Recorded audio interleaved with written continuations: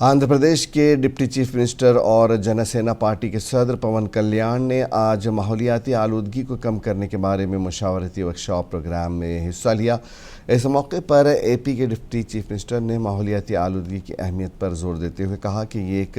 संगीन मामला है जिस पर सबको मिलकर काम करने की ज़रूरत है। Founder chairman Abhimani foundation Reddy Rajagopal Naidu गाరికి, green climate team Shri JV Ratnam गाరికి, Indian youth for society IVA Appala Reddy गाరికి, Visakhapatnam eastern ghats mining issues Shri Ravi Samata गाరికి, Dharitri rural development society Shri S Nanaji गाరికి, all is well foundation Kishore Kumar गाరికి,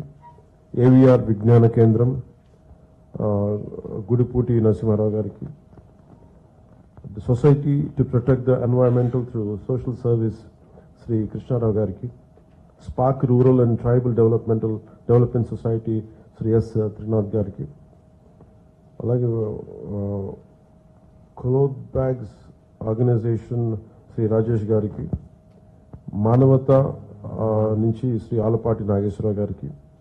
Bala Vikas Bharati social service organisation Sri Katta Satyanarayana గారికి, శ్రీ వసుధ వెల్ఫేర్ సొసైటీ నాగేశ్వరరావు గారికి, పర్యావరణ మానవ సమాజ భద్రతా బాధ్యత ఫౌండేషన్ శ్రీ S శ్రీనివాసరావు గారికి,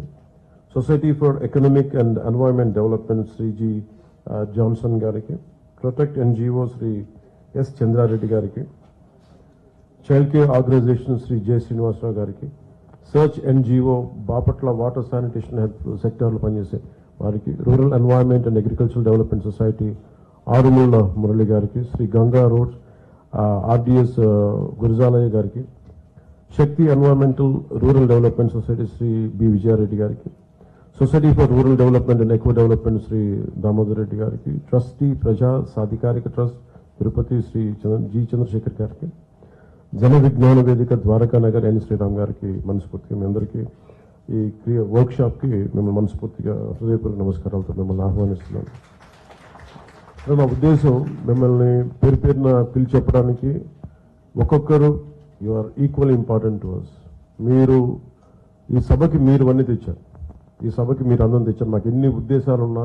సదుద్దేశాలున్నా కానీ క్షేత్రస్థాయిలో ఒక NGO నడపడం కానీ ఒక ఎక్స్పర్ట్ అడ్వైస్ కానీ మీరు చేస్తున్నారంటే అది మీ మేధస్సు ఇవన్నీ చాలా అవసరం ఆంధ్రప్రదేశ్ పునర్నిర్మాణానికి.